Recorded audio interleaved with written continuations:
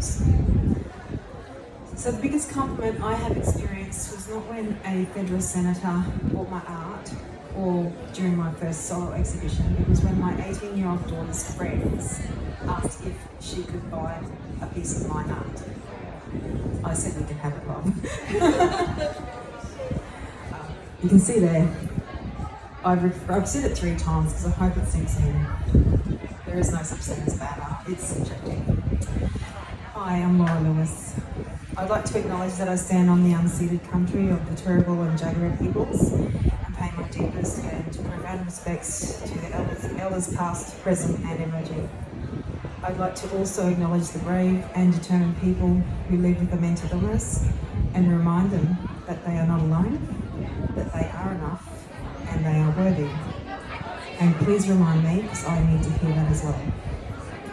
I'd like to thank the organisers, Richard and Lisa, sponsors, and I'm looking forward to hearing Richard speak, and I really enjoyed your story, Lisa. So, I'm a daughter, I'm a wife and a mother, and my family are my world, and they are my tether to this life. And my purpose for the past 18 years has been deeply seated in ensuring my disabled son received the same opportunities as his non-disabled younger sister. It's a slow boat to row, and this advocacy has most certainly contributed to my mental health challenges. My son is 20 and has his own successful business, and I am now concentrating on me.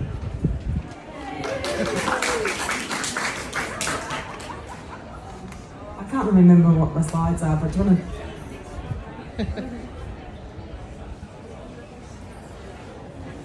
Okay, so yeah, there's about me. I've never fitted.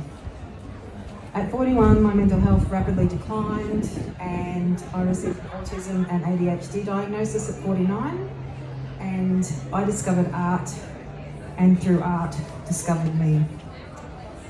So these days, I steer clear of clinical therapy. You will hear why over the next 15 minutes. This is my story and what helps me. This might help you, but I always encourage people to seek professional help first. For me, learning that distress and discomfort is survivable, even if it means 3 days in bed, has been more practical and realistic than 10 years of psychiatric appointments, admissions, day programs, where am I? And electroconvulsive therapy. And like I said there, I was diagnosed with autism and ADHD at 49. Clinicians, too, in my experience, have no understanding of the intersectionality of mental illness and autism. In the past 4 years, I have created and played and sold and donated art.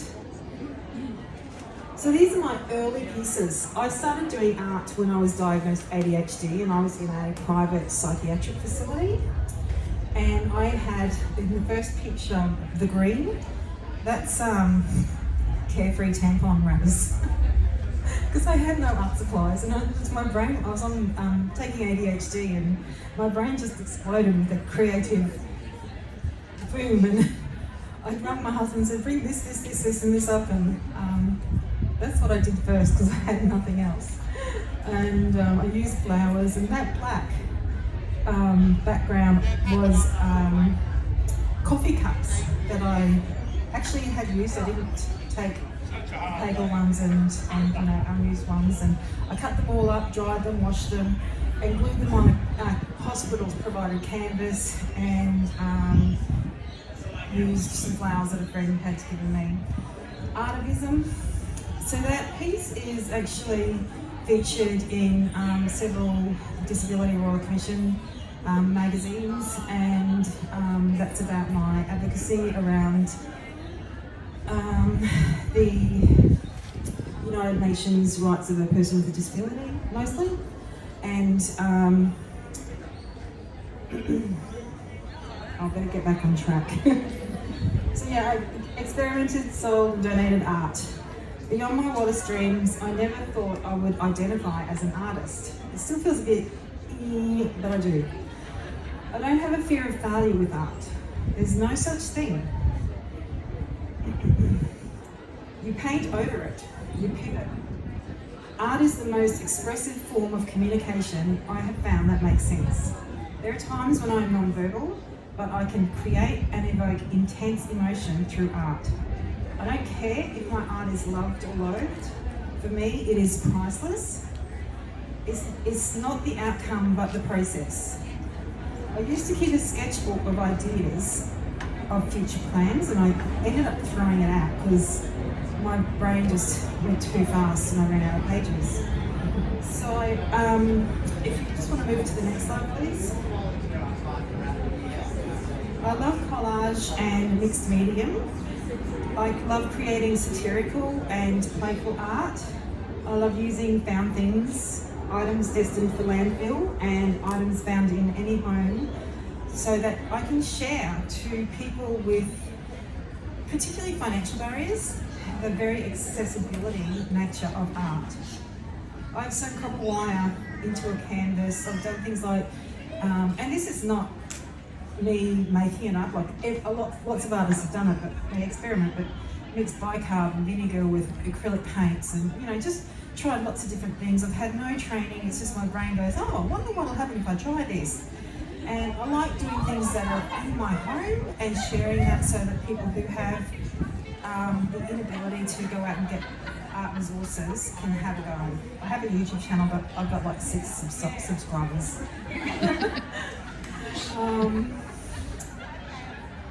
So yeah, sewing the copper wire into a canvas was not that spectacular, but I will not die wondering. So art has given me confidence I cannot describe because I am still a ball of anxiety. I sometimes still suffer depressive lows, but I also notice the minutiae of life that I've overlooked for too long. The truly spectacular and the incredibly simple. Like the sun sparkling on a leaf. Just go over there and take the time to check it out. It's phenomenal. My eye is drawn to a colour that I have never seen and can't describe. A spider's web. In my mind, I examine angles and views I would never consider. Art has taught me to notice, record and document. Art has helped me speak to the State Mental Health Select Committee. Art gives me purpose, pleasure and a life worth living. I am not disordered. There is nothing wrong with me.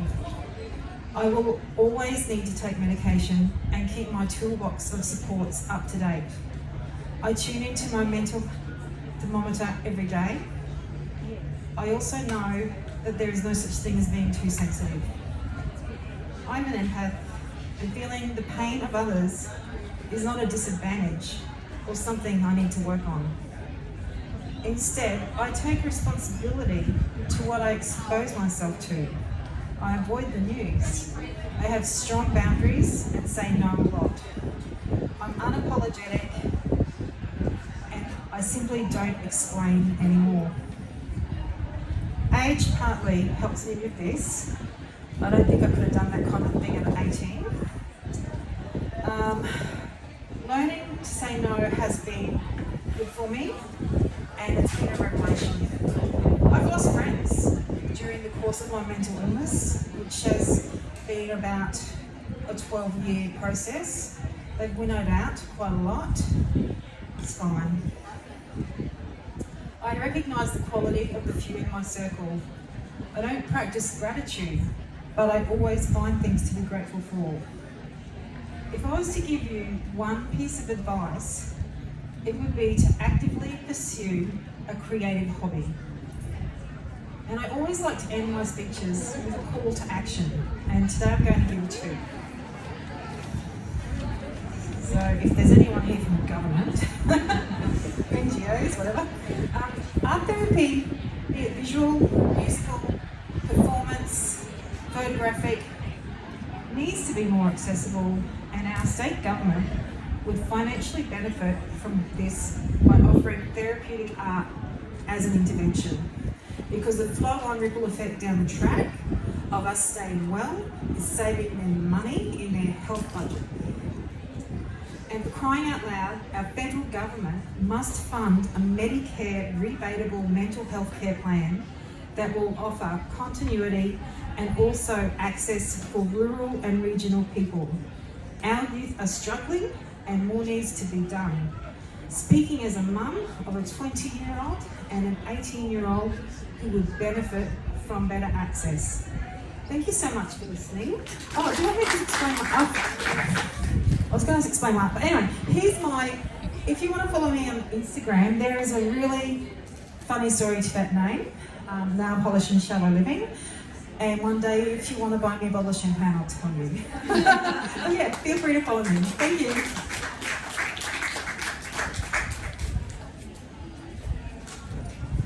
Thanks, Laura.